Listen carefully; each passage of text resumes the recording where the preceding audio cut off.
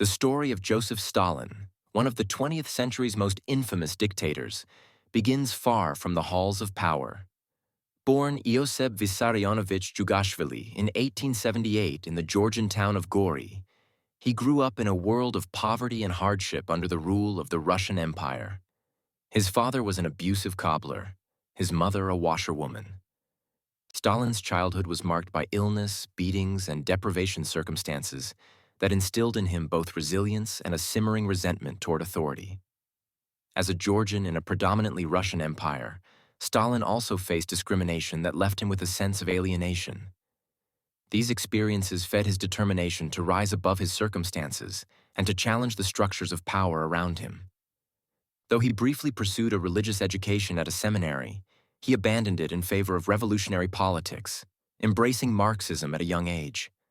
The revolutionary atmosphere of early 20th century Russia provided fertile ground for Stalin's ambitions.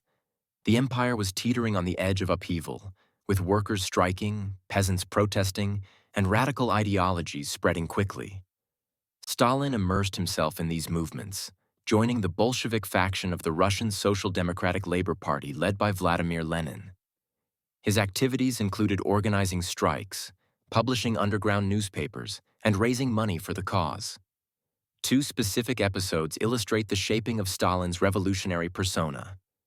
In 1907, he was involved in the notorious Tiflis bank robbery, where Bolsheviks stole a fortune in broad daylight to finance their operations.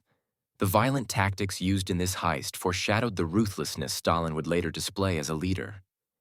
Later, as an editor for Pravda, the Bolshevik newspaper, Stalin honed his ability to spread propaganda and build influence among fellow revolutionaries. Historians often point to these early years as the crucible in which Stalin's methods were forged.